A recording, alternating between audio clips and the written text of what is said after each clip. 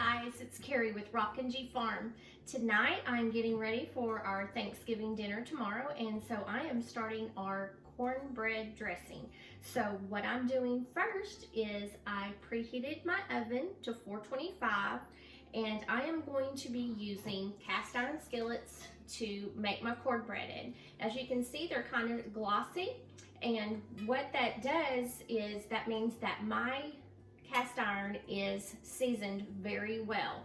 After we wash them, we always give them a light brushing of coconut oil, and that keeps them non-stick, and it's healthy non-stick pan. You don't have any of the chemicals or anything in it.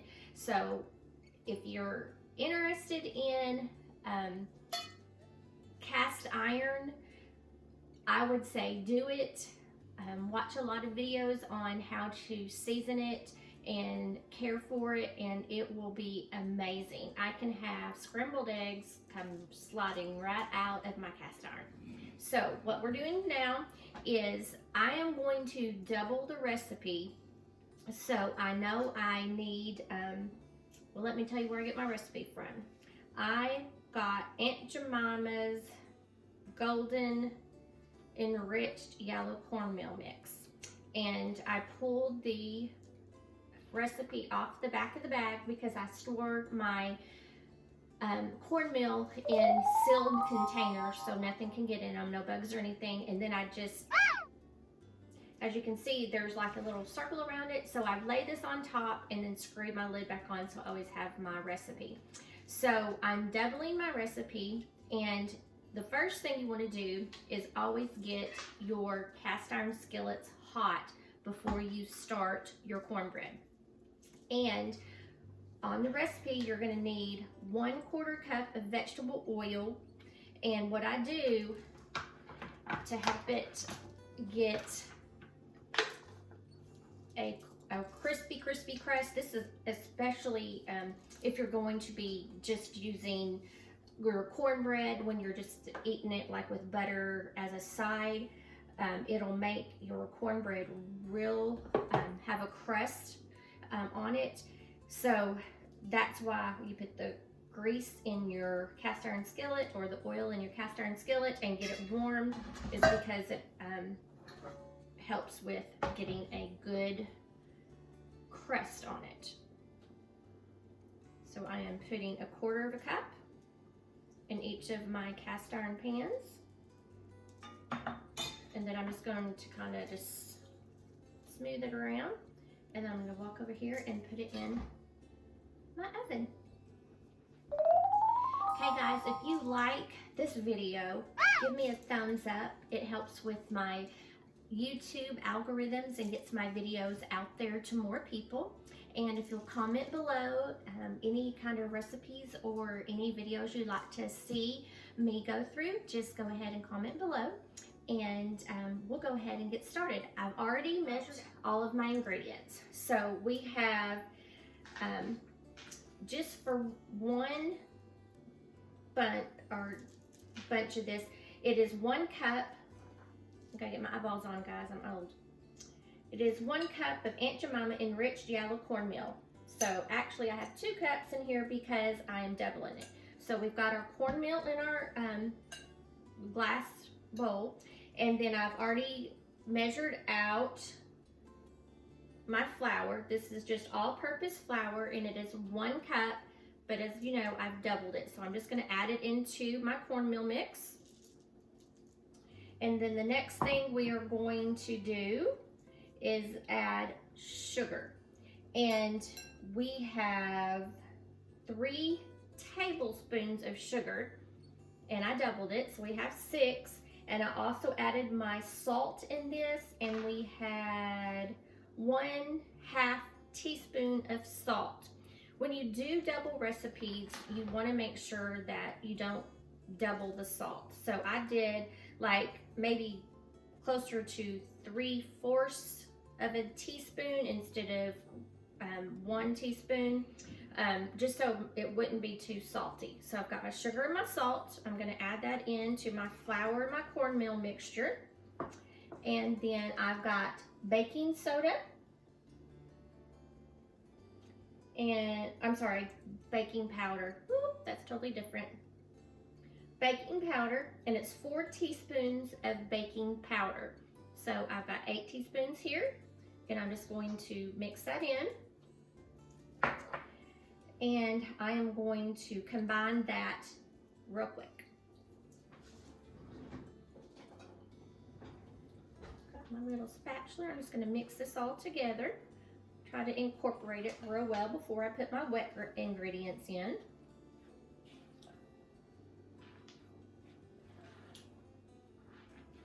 And I don't know, we call ours dressing. Some people call it stuffing, even though we don't stuff it into our bird. But this is just how the southern, down here in the south, we do cornbread dressing. That looks pretty much incorporated really well. And then I'm going to add my milk and my egg, and then I'm going to get the hot oil out of the oven. So right now we are going to add milk. And as you can see, I've got all of my ingredients out here. When you are cooking, you need to make sure that all of your ingredients are room temperature.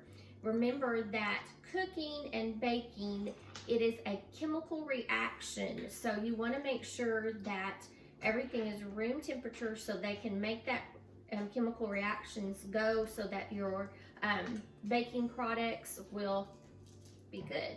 Okay, so we have our milk, and it is 1 cup of milk, and since I'm doubling, I have 2 cups.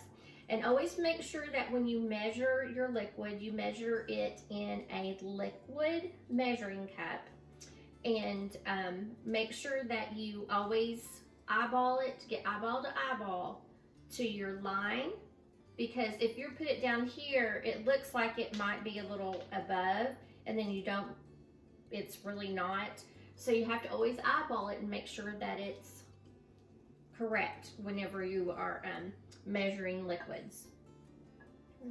Put our milk in, and then we are going to add eggs, and it is going to be 2 eggs. And since these are eggs from the farm and they are fresh, I'm going to make sure that I crack them and check them in a different bowl instead of going right in here, because if there's something wrong with this egg and I put it in here, I'm going to lose and ruin all of my cornbread. So I'm just going to crack it in here.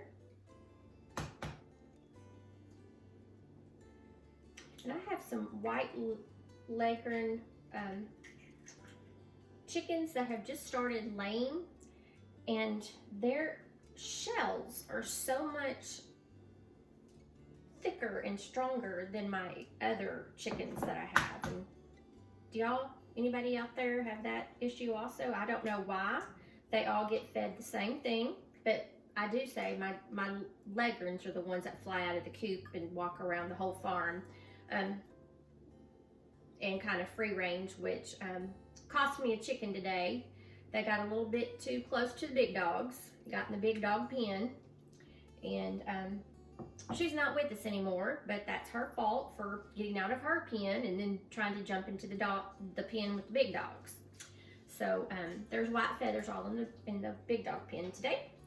So I've got my butter and I'm making my eggs in here, and I'm going to whisk that up just a second before I put my oil in, because I don't want to put hot oil on top of the eggs or it will fry your eggs, and then you'll have fried eggs in your cornmeal. So I'm just trying to get the eggs incorporated a little bit. And some people can make this in the mixer. I don't. I think this is just too easy to mix instead of having to get my big mixer out to do it, because all you really want, you just want to get it all moist, as you can see there. We're just kind of incorporating it all, making sure I get everything off the bottom.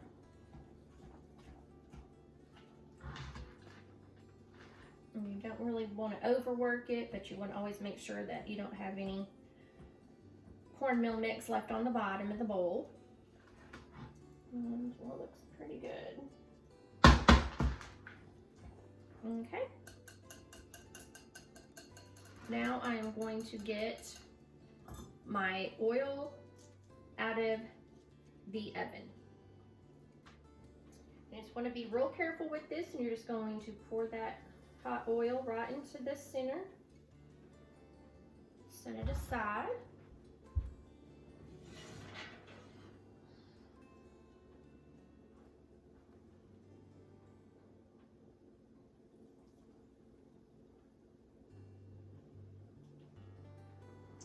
And then we're just going to mix that up. And I don't know if any of y'all heard that, but when I poured that first pot of oil in, it kind of sizzled a little bit. So I'm glad I had my eggs already incorporated, or there would have been a fried egg right in the center of my cornbread.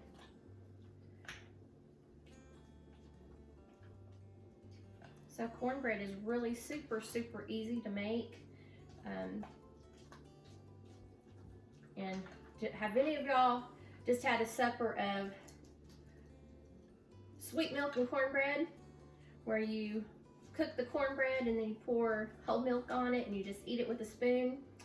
That's a southern thing. I don't know if any of you northern people have done that, but that's a southern thing, especially in the summertime when it's hot. Getting a nice big glass of cold milk and cutting up some cornbread in it. That is awesome. Okay, so guys, now what I'm gonna do, I've got this all incorporated. I am just going to pour them into the 2 cast iron skillets that I have here right now.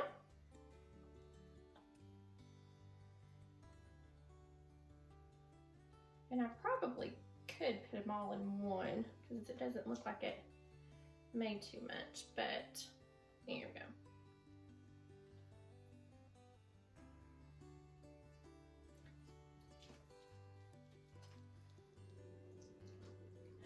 Okay guys, so I've got the 2 pans of cornbread baking in my oven for 23 minutes, and while they are baking, I am going to be cutting up some of the vegetables that is going to go inside of my cornbread dressing.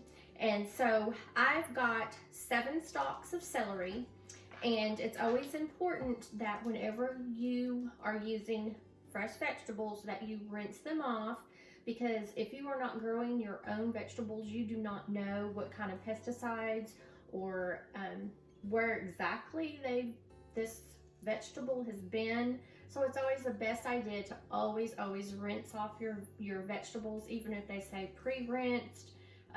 You still don't know what else has touched that since it was rinsed. So I've got my compost bowl here. This is all going to go out to the compost. And what I'm going to do is just cut the big white pieces off the ends. And then I'm going to dice these up, along with dicing up some onions. And then I'm going to kind of saute them a little bit in a skillet with some olive oil, just so that their flavors can join together and kind of come out more, instead of just expecting them to cook while you're cooking your dressing. This way it's going to enhance your flavors for your dressing, and those flavors are going to mix together and make it taste a lot better.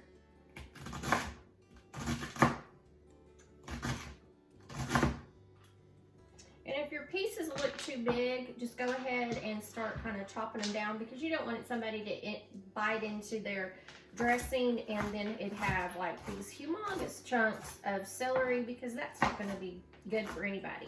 So I'm just going to kind of give them just a little bit more of a dicing here. Some of them are still kind of big. I'm not the best at cutting things equal. I have tried and tried and tried, but that's just one thing that I'm going to have to continue trying, because I am just not very good at making things equal when I cut them. I guess it's because I like to twist things so it's easier for me to cut them, but it ends up making them unequal.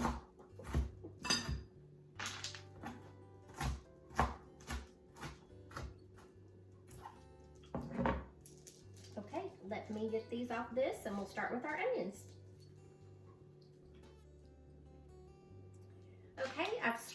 the saute pan on probably a medium heat. I probably should turn it down, but I'm going to go ahead and start on these onions and dice them up.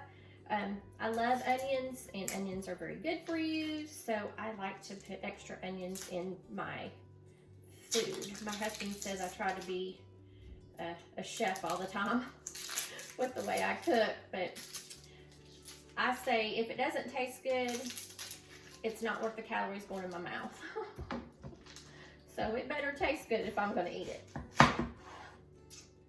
We're just going to cut this up, and I've got probably a medium size and a small one.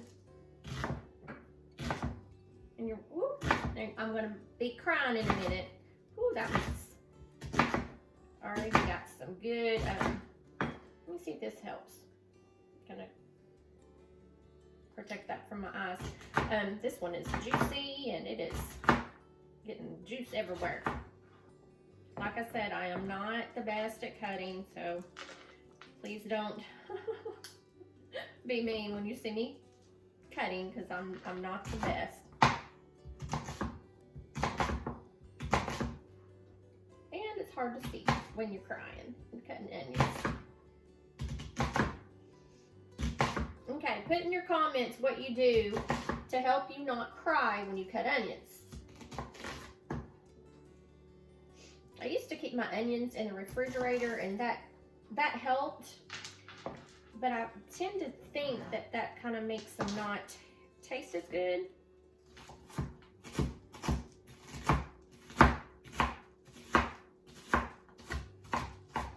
I do have a chopper that I usually put this in and chop, chop, chop, but I just didn't want to get them out.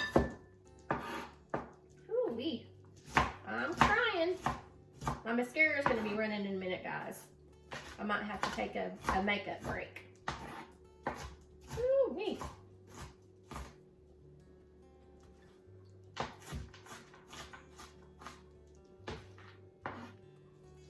Okay, so I've got the onions and celery kind of caramelizing, little sauteing going on, and I put some minced garlic in it. I didn't have fresh garlic, I forgot to get it, so I just had some minced garlic in the fridge, so I went ahead and added that. But also, while I've got just a minute or so for the cornbread, I am taking some hills of my bread and some rolls that I had, and I'm going to put them in the oven and toast them up, and then we are going to use this along with our cornbread to make our cornbread dressing. Okay, that is. So here I have my onions, my celery, and my garlic mixture, and I have some extra virgin olive oil in here, and I'm just kind of letting those flavors merge together so that you can taste them better. If they kind of cook down and get their juices together here, and you incorporate that into your dressing, that's going to be a lot more flavorful than just putting raw vegetables in and expecting them to cook and taste good with the hour that you're cooking them in the oven. This way, they're already starting to let loose of their flavors, and this is really going to add that extra punch that you need to your dressing. So somebody's going to go, ooh, I love their dressing, and they're going to go, why? Well, it's because you do this step here. So we're going to let this go. My second cornbread is almost ready to come out of the oven. I still have the bread in there, letting it toast up. I'll probably leave that in there for a while because you want that extra crunchy. You don't want it soft. So we're going to kind of let this sit here for a second. I'm going to add some black pepper.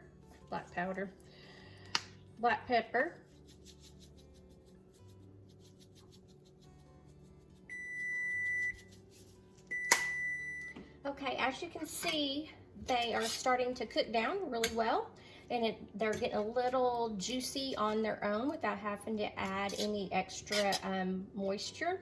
So that is when I'm going to add just a little bit of ground sage Of course, I'm still gonna add a lot when we make it, but I'm just adding some now just to get that flavor in mixed together. And these, I think we will just turn the heat off and we will call these done. And the cornbread is actually out of the oven and it is cooling, and so we'll be back in just a little bit to show you what I'm gonna do. But in the meantime, since my oven is still hot, I am going to make my pumpkin pies. Just want to give you a quick look at my bread and my rolls that I put in there. So they're going to be real crunchy, and this is how we want them to be. We don't want them to be soft and soggy. We need them to be really dry and kind of hard. Okay guys, our cornbread is out of the oven, and I just need it to cool a little bit. So it's cool and our bread is ready. So this is the pan I'm going to put it in, and this is the only thing I will put in a tin pan, because that's not what I like to do for Thanksgiving. I like to be nice and be special because it's one day of the year and it's my favorite holiday. And but since this is so big, I don't want to have to break it down into two separate pans, so I'm going to use a tin foil pan. But that's the only pan that will be a tin foil pan. Okay, so what I'm going to do now is just dump my cornbread into the pans.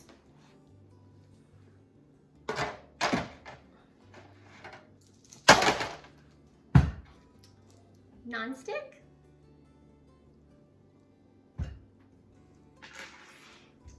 Okay, next one. Non-stick. Okay, so I'm gonna just kind of move these out of the way right now. They're still a little warm, but like on these, you don't have to actually wash them with water. All you need to do with this is go ahead and get a paper towel or a tea towel that you're going to use specifically for your your cast iron pans, and you'll just go around it and get the little flakes out, and that'll be it. No scrubbing, no soap, no nothing. All right, and then we've got the bread and the rolls. I'm gonna put those in there too. My husband kept coming over here and trying to eat them. I'm like, no, I need those. And then I'm just gonna start breaking it up. Now, the cornbread is still gonna be a little warm, so we're gonna have to let that cool down. And then I'm gonna get my muffins and my biscuits, or my muffins and my, or the rolls. Sometimes I put muffins in. My rolls, and just kind of pull them apart. And you kind of see right there, that kind of got a little rolled up in a ball. That's because the center was still a little moist. So that's why you want to toast them really, really well. So that's what we're gonna do, just tear those up. And you wanna make sure that you do tear them up into smaller bites, because you don't want to leave a bite like this and somebody end up with a big, humongous bite of a roll. You break them up pretty small, and the more that you work with this with your hands, everything's going to be coming into a smaller pieces.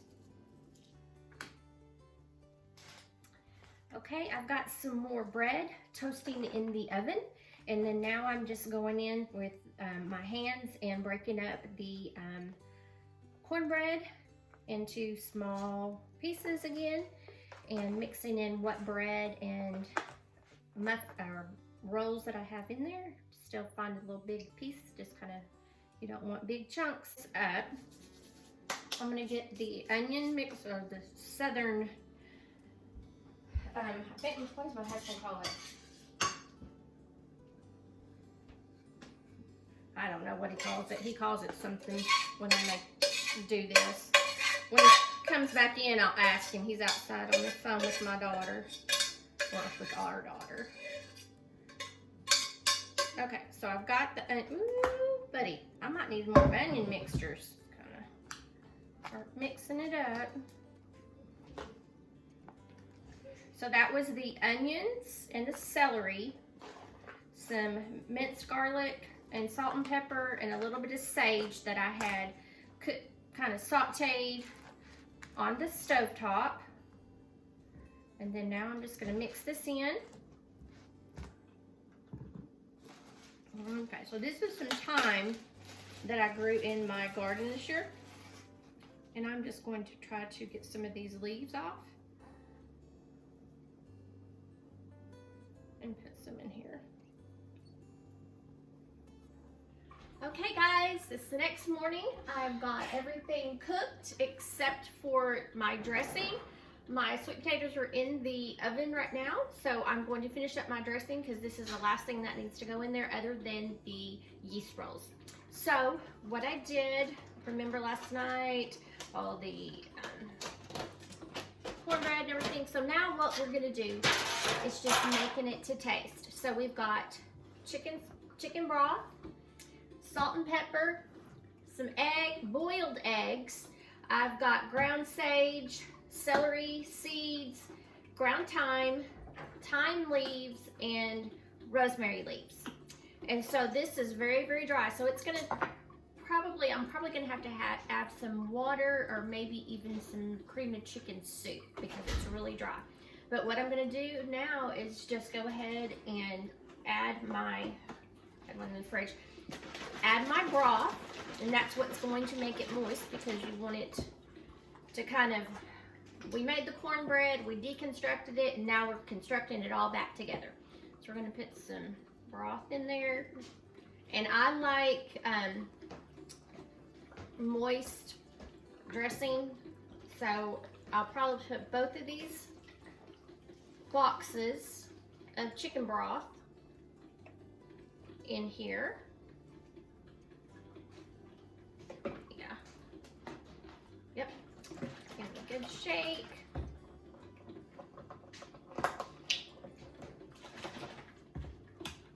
And I just started learning, or I taught myself how to make cornbread dressing.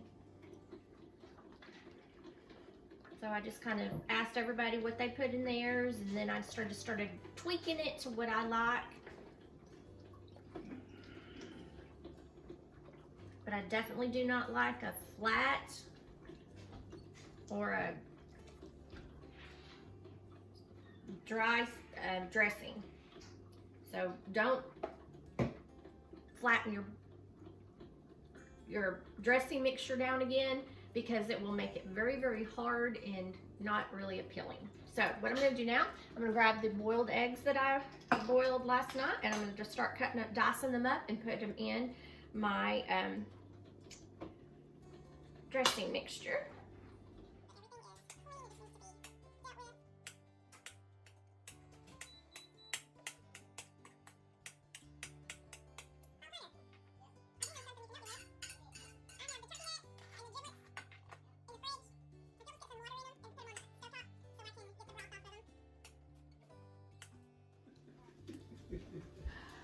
Okay, as you can see, I've got my eggs all chopped up.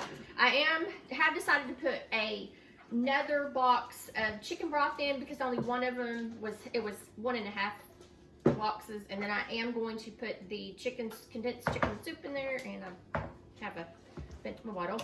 And then we're just gonna check it for the taste and see how I like the taste. I don't think I shook that up very much. You make sure. Because sometimes the fat will stick on the edges if you don't shake it up real good. And that's what makes it taste good, is all the fat. I did put extra sage in it last night and thyme that were out of my garden this summer. And oh, it just made the house smell so good. We've got that one.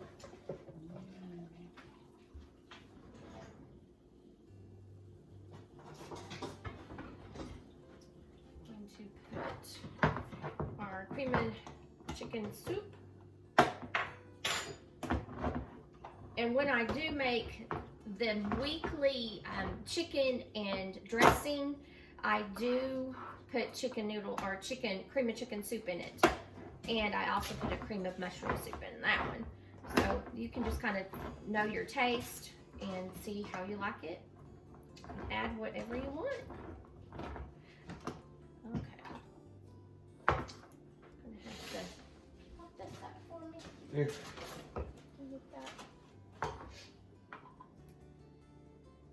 Thank you.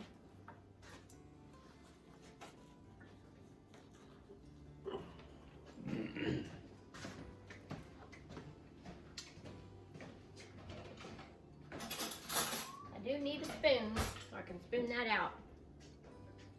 Oh yeah, this is gonna make it so much better. It's gonna be horrible to try to stir it up, but boy, it'll be good.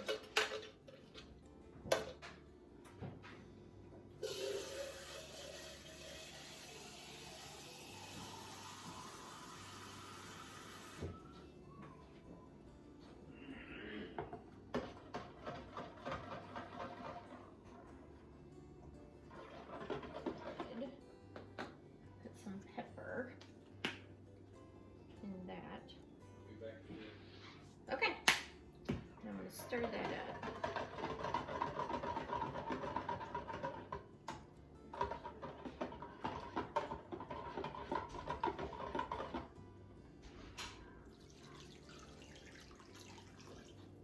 Oh yeah, much better.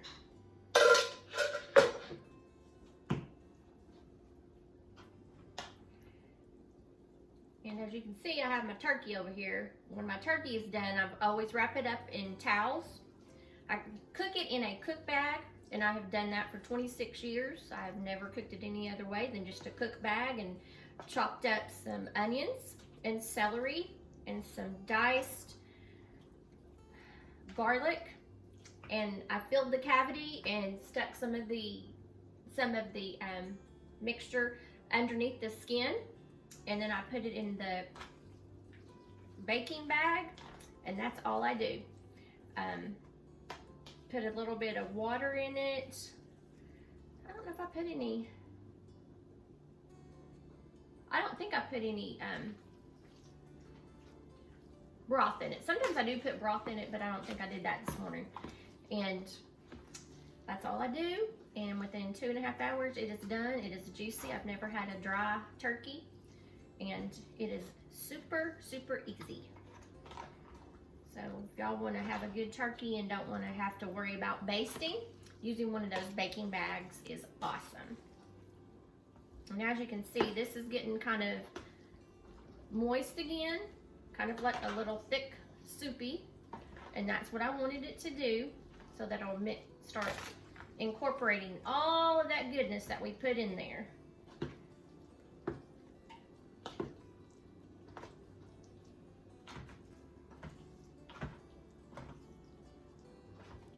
Kind of a thing now. Okay. I did have a spoon.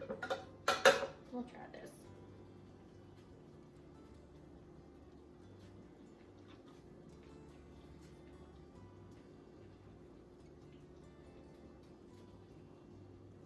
Taste the sage. I think I want some more time.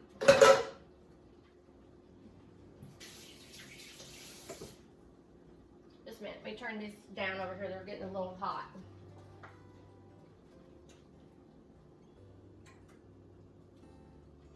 Okay.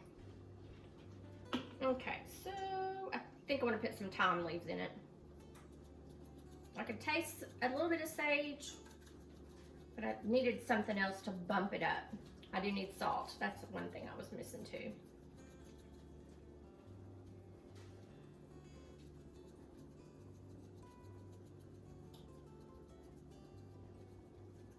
My mom always goes, oh my gosh, you use so much spice. And I'm like, well, food is supposed to be good. It's supposed to taste good. That's what a spice is for, to make your food taste good. And she's like, oh. But yeah, I tell her all the time, Mom, use spices, use spices.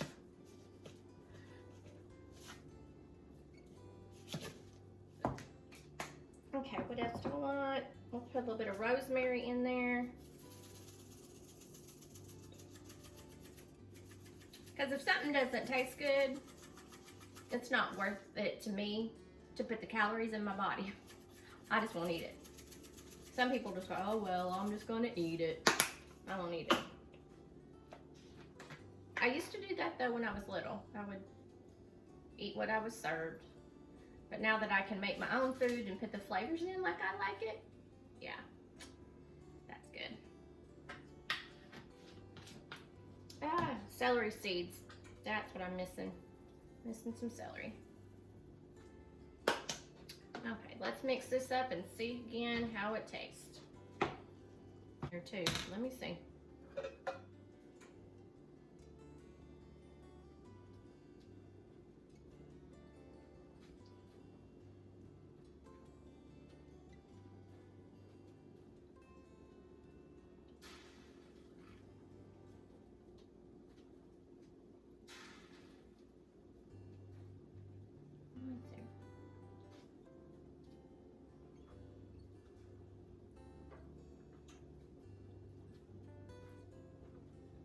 There you go.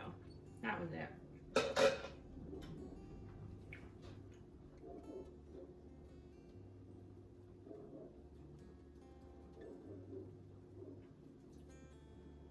I really wish I had some more celery. I'd love to put some more celery in that. Let me see if I have some celery salt. I'll be right back. Okay, I think I had the spices right. I'm gonna pour just a little bit of the broth from the giblets that we got out. I'm not gonna put them in there, I just want the flavor. That's all I really want.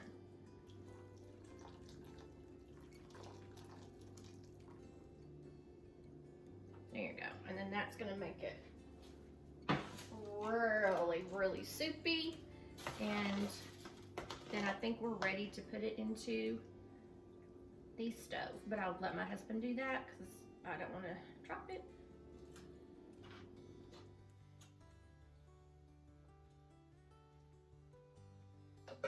I think that's it. We're done it.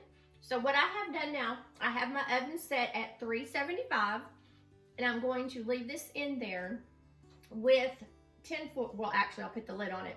With the lid on it, and just cook it down until it's the right consistency that I like. If you like soupier dressings, just watch it and don't let it stay in too long. If you like more dry dressing, leave the time a little bit longer. So that's what we'll be doing today. I hope y'all have a very, very wonderful Thanksgiving with your family and your friends. And thank you to our military for protecting our families, and happy Thanksgiving to all of you out there. And thanks for joining me on just how to make cornbread dressing, because if you're not somebody who didn't know how to do it, now you know. It's really, really super simple. It just takes a little bit of time, especially when you're trying to film it. But I hope that y'all have a wonderful day and make what you have beautiful.